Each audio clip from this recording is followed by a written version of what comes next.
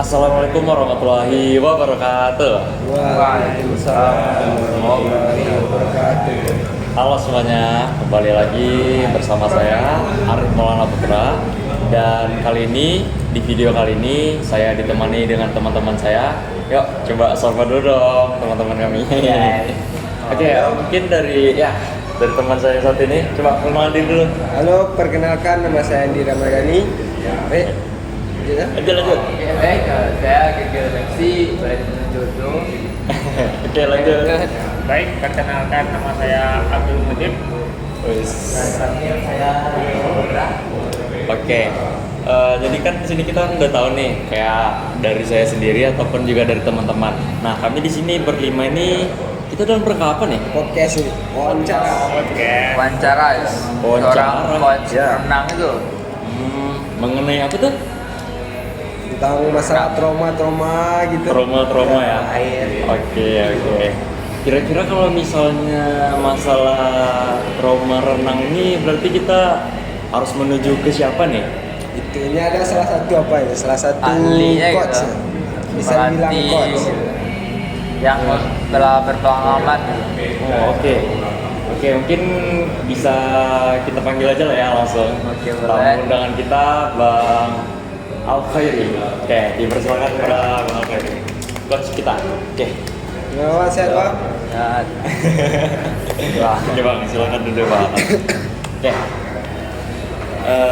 Oke, baik, kita sekarang sudah kedatangan tamu undangan kita yang mana dengan coach Al-Khairi ya. Ya. Oke.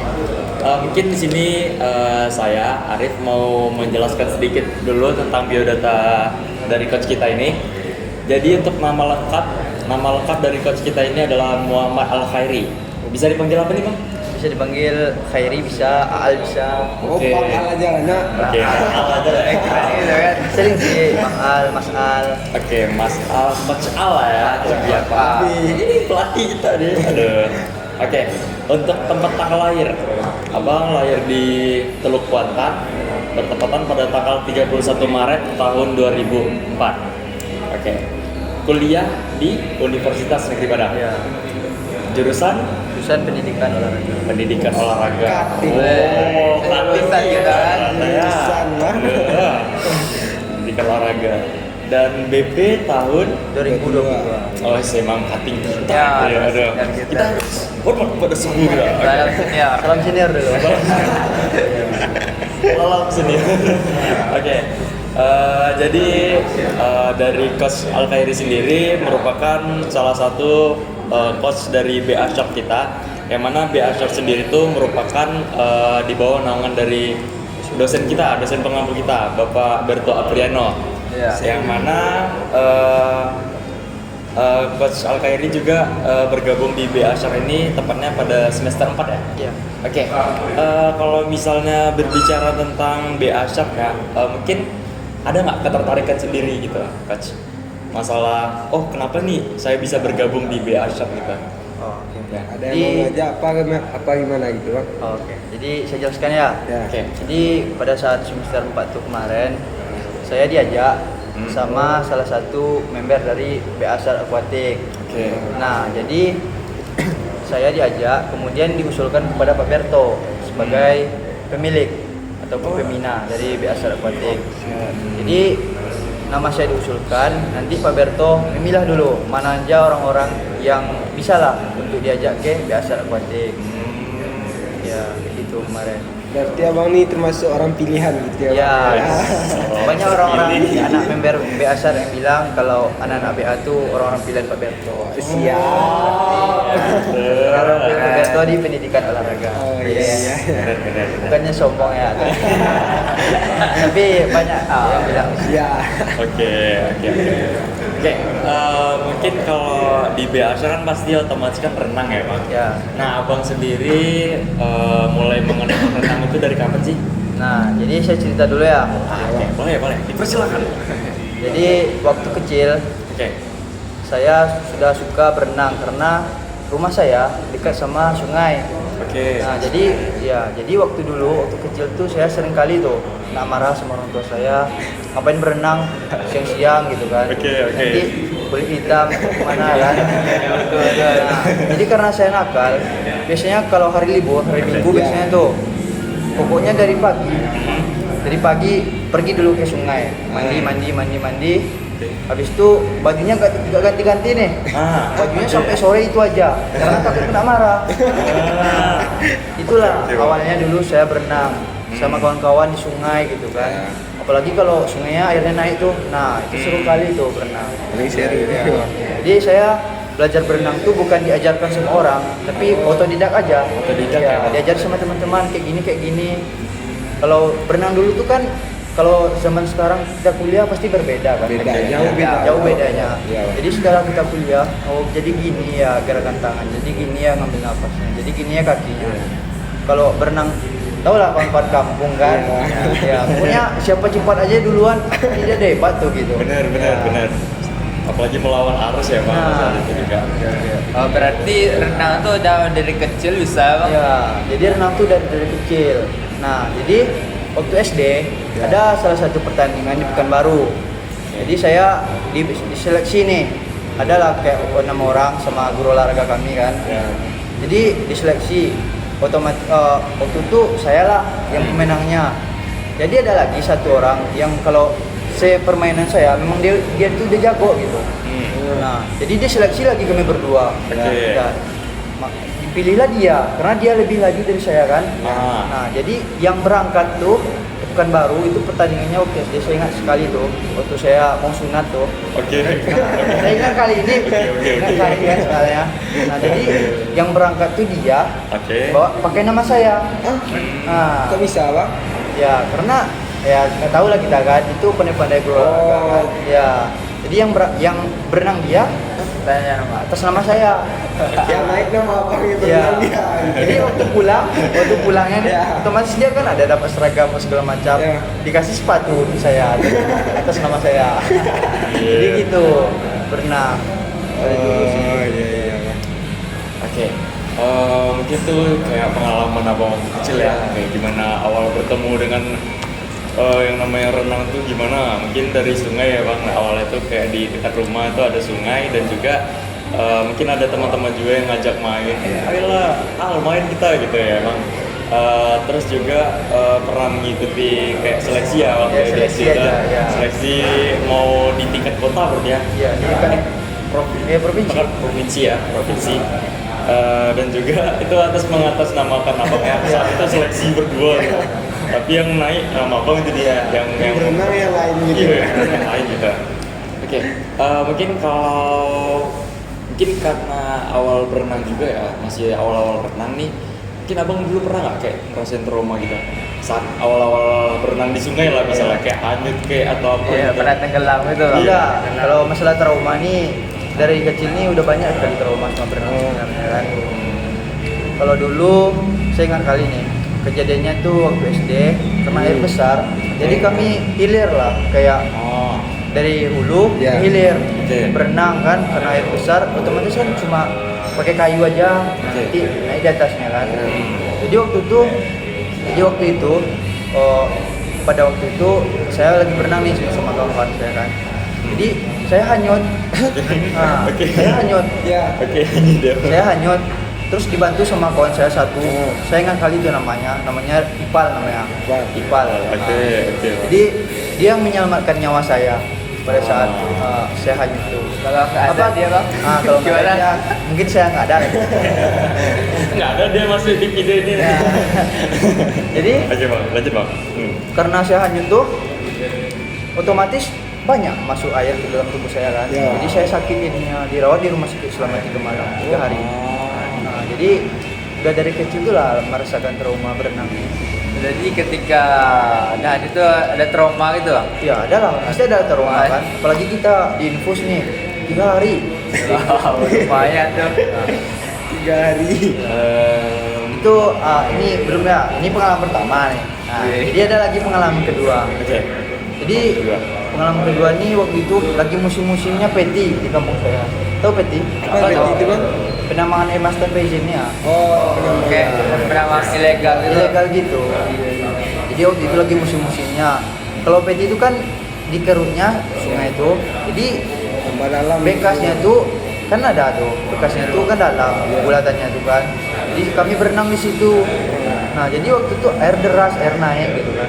Jadi saya mau berenang nih. Jadi kawan-kawan saya udah terjun kan, terjun. Jadi saya ikut juga terjun. Kami terjunnya ini di dermaga. Dermaga kapal ini. Iya. Harusnya pun nggak sih tuh? Harusnya kuat kali. Terus. Nah, terus waktu saya mau naik kan, Ya. nggak bisa lagi, udah habis nafas saya. Tenaga Iya, udah habis, tenaga Bang. udah habis. Nah, jadi waktu itu untung ada kawan pandai-pandai berenang kan. Jadi orangnya yang terjun. Nah, jadi saya yang dorong orang tuh ke bawah lagi. Nah, jadi saya naik. Oke. Ya, supaya saya naik gitu. Itu sangat trauma kali itu waktu itu. Apalagi udah kebayang tuh mati gitu. Soalnya di belakang kita kan udah ada lubuk. Iya. Ya. Bekas tambang tadi ya. Iya. Udah kebayang buaya apa segala macam kan. Iya sih bang, Iya. benar. Apalagi? Terus gimana cara mengatasi trauma itu? Nah, iya. Trauma dari abang gitu. kalau saya mengatasi trauma itu otomatis nggak langsung berenang lagi yuk, nggak mau langsung gitu kan. Masih ada jeda gitu. Masih ada jedanya, kena marah lagi kan. Ya. Nah, jadi kalau dulu tuh mengatasinya cuma kayak diajak main kan, jadi cuma di pinggir-pinggir aja. Nah, nanti kawan-kawan ini manas-manasin kita lah kan. Pasti ada lewat timbul rasa-rasa Iya. pengen Iya. lagi ya. Jadi lagi kita cowok kan, Iya. kalau dipanasin tambah marah. Bener, gitu kan. kalah. Iya kan? Betul. Makanya dari situ saya yakin aja yang pertama tuh kita harus berani gitu, mental kita gitu kan, sama ya kita harus percaya diri kalau diri kita tuh bisa gitu berenang gitu. Begitu aja, cuma nanti berjalan aja dengan sendirinya, trauma tuh hilang gitu, nggak mungkin langsung hilang gitu kan. Gitu aja. Tahap memang, Ya, bertahap. bertahap. Iya. Step boy, step. Ya, Seperti ada bang. step. Oke. Tanya deh. Oke, jadi tadi itu kan kita berbicara tentang awal mula bang kenapa bisa mengenal renang, terus juga bagaimana cara mengenal renang juga mengatasi kayak ada trauma gitu ya bang. Nah mungkin kita akan mau menanyakan lagi nih beberapa poin penting mengenai ini ya. Jadi untuk pertanyaan sendiri kan sekarang nih abang udah menjadi salah satu anggota BASA nih. Iya. Dan udah jadi pasti kan pelatih, coach ya. Bisa jadi. Jadi coach ya. Coach Oke, dari semester 4 sekarang udah semester berapa bang? terlima. Semester 5. Oke, kurang lebih dari 1 semester menjadi coach selama di BASA. Oke, untuk pertanyaannya bang, bagaimana proses coach sendiri saat melatih seseorang dari yang tidak bisa menjadi bisa? Ya. Jadi ini sesuai pengalaman aja. Ya. Ya, benar Pak. Jadi kalau simpel aja, karena kita kalau melatih itu kan kalau hari pertama itu misalnya kan kita harus perkenalan dulu sama anaknya. Jadi apakah anak ini bisa berenang atau tidak bisa berenang gitu. Oke. Kalau dia cuma pure bisa berenang, ya kita liatin dulu bagaimana dia berenang awal-awalnya ya caranya. Kalau dia nggak berenang, kalau dia nggak bisa berenang, otomatis kita belajar dari nol gitu kan. Nah, jadi untuk tahap yang pertama itu pasti kita perkenalan diri terlebih dulu kan, perkenalan sama dia kan, ya kan. Ada feedbacknya kalau misalnya kita nyuruh dia mau atau enggak gitu kan. Nah itu terus yang kedua perkenalan air gitu. Ya, kalau air ya harusnya dia misalnya kita contoh kita ajak dia dulu jalan-jalan gitu kan di air itu. Habis itu mau nggak dia ikut sama kita gitu kan. Biasanya nih ada juga nih anak yang masih takut sama kita gitu ya. Iya, Pokoknya harus ada orang tuanya di kolam tuh. Nah, harus ada ayahnya yang ikut.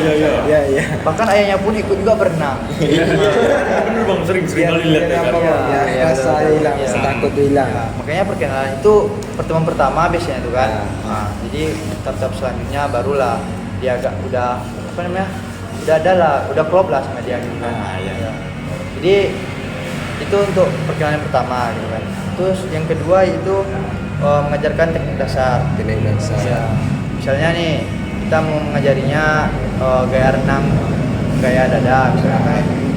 Jadi nggak langsung dong kita masuk ke air gitu kan. Misalnya di lantai kita bantu dulu dia, disuruh dia apa namanya kayak telungkup gitu kan. Jadi dikasih papan misalnya, dipegangnya di tepi kolam tuh. Jadi kita yang ngajarin misalnya kayak teknik apa namanya kayak dada. Nah kita ajarin kakinya dulu, kakinya kayak mana gitu kan. Didorong, terus ditarik, habis itu didorong gitu kan. Iya benar. Jadi gitu. Jadi dari teknik dasarnya loh, harus dari dasarnya. Lanjut aja deh. Kemudian yang ketiga nih, cara bernafasnya lagi diajarin. Bagaimana dia bernafas gitu kan? Bisa nggak gitu kan? Misalnya kan kalau kita kan udah besar nih gitu kan. Kalau beda dong sama yang anak kecil, benar. kecil gitu kan. Jadi kalau yang kecil bernafas tuh biasanya disuruh, misalnya kalau bernafas kan ditarik melalui mulut, dikeluarkan melalui hidung, ya kan? Kalau anak kecil tuh biasanya disuruh, misalnya nih kita pegang ini telunjuk kita pada kolam gitu kan. Coba dia embus gitu kan. Nah jadi itu cara mengajarinya gitu. Simpel aja ya cara mengajarinya. Ataupun dia nggak berani nih untuk masukin kepalanya, nah masukin kepalanya ke dalam kolam. Nah jadi kita harus ada juga permainannya. Contohnya kita pakai koin, apalah alatnya gitu. Jadi kita taruh, kita aja dia main, yuk kita cari koin yuk gitu. Kita cemplungin koinnya, kita suruh dia ngambil. Mau nggak dia masukin kepalanya ke air? Otomatis basah kepalanya. Otomatis basah kepalanya gitu kan. Ada lagi nggak kira-kira Pak kalau untuk pengajaran itu? Selanjutnya yuk kita harus ada dong motivasi kita sama dia gitu kan, bahwa misalnya dia udah bisa bernafas gitu kan. Nah kita langsung aja motivasi dia supaya dia semangat lagi gitu kan. Wah kamu hebat deh gitu. Berarti kayak kita itu selingan juga ya, Iya, Pak? Kayak kita memberikan caranya, oh seperti ini loh yang benar. Nah terus juga kita selingan juga memberikan feedback, Iya. kayak reward juga kan untuk adik-adiknya gimana. Ini udah bagus, ori tepuk tangan gitu ya. Iya. Jadi mereka itu lebih semangat gitu ya untuk melanjutkannya. Oke. Nah jadi itu ya teman-teman, kalau untuk tutorial sedikit bagaimana cara coach kita memberikan saran ataupun cara melatih dari yang tidak bisa menjadi bisa ya. Oke, untuk lanjut pertanyaan selanjutnya. Sabar dulu ya, sabar. Terbentar. Bang minum dulu Bang. Iya, dari panjang yang Tanya terus minum dulu. Sabar dulu deh. Mohon maaf pemirsa terlalu menonton. Oke. Coba Minum dulu ya. Minum dulu. Biar santai, relax. Coba maaf ya Bang.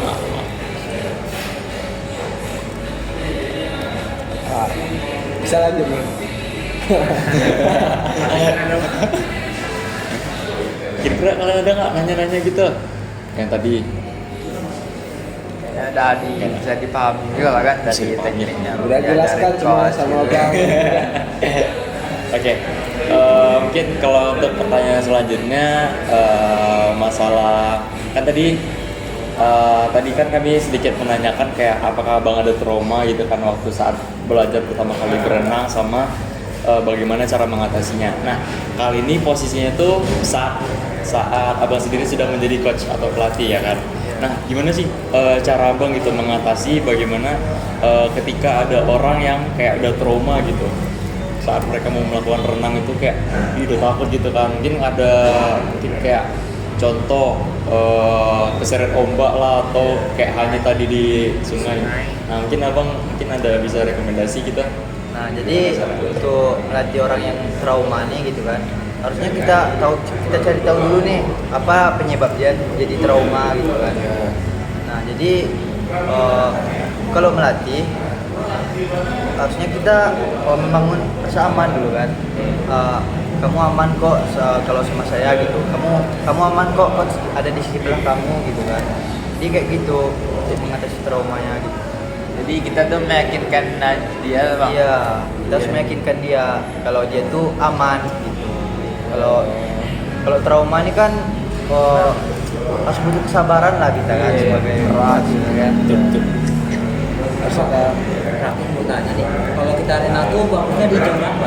Apa? Kalau kita mau berenang tuh bagusnya di jam berapa? Nah, jadi kalau kita mau berenang tuh efektifnya gitu kan. Iya. Efektifnya sih pagi.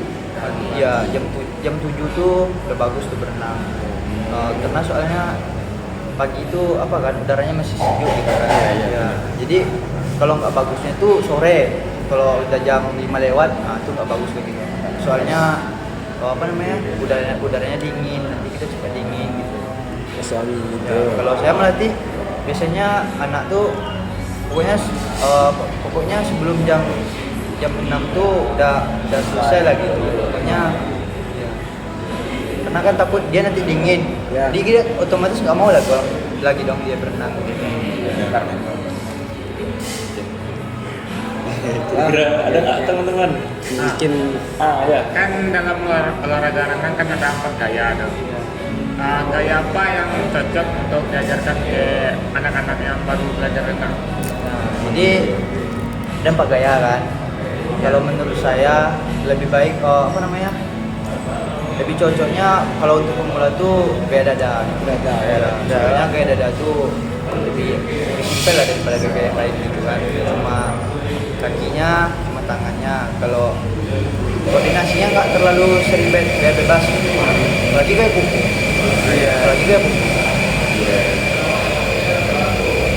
Kalau bagi saya gaya bergaya nih yang susah nih gaya kuku lah. Soalnya iya. gaya kuku.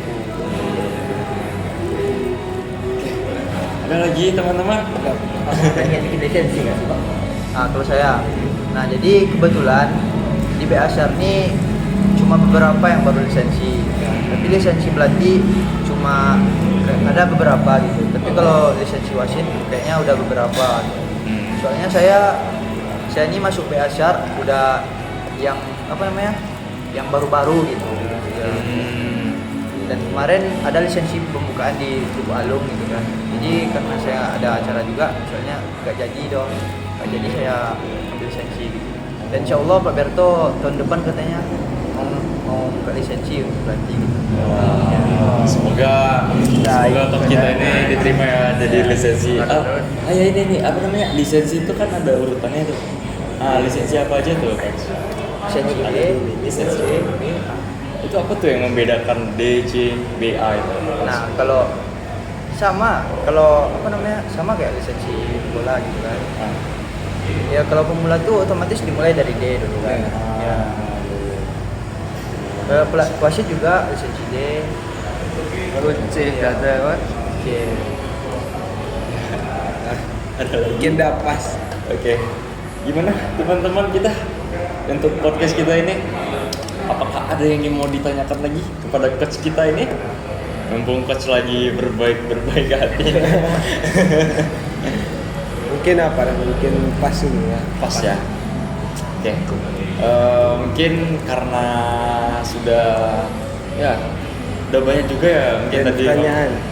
Terus juga ada banyak juga kayak penyampaian yang telah diberikan oleh Coach Al-Khairi tadi.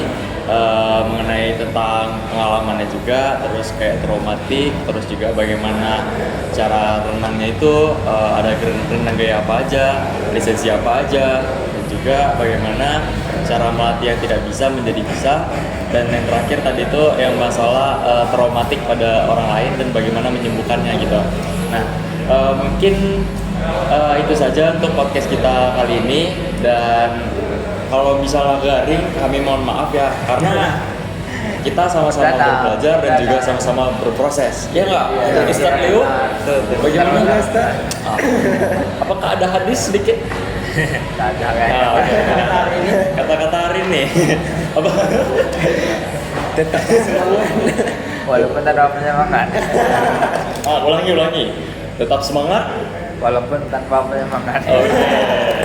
Oke, sekian, terima kasih banyak untuk Coach Al-Khairi yang telah bersempatkan hadir dalam podcast kita kali ini, dan juga bisa menemani kami untuk sharing time dengan kami tentang masalah renang tadi. Ya, terima kasih banyak Coach Al-Khairi. Terima kasih banyak Pak. Terima kasih. Thanks coach. Oke, sekianlah video podcast kami, podcast singkat ya ceritanya tadi. Nah, apabila ada kesalahan kata, kami mohon maaf, kami akhiri. Wabillahi taufiq wal hidayah. Wassalamualaikum warahmatullahi wabarakatuh. Sampai jumpa.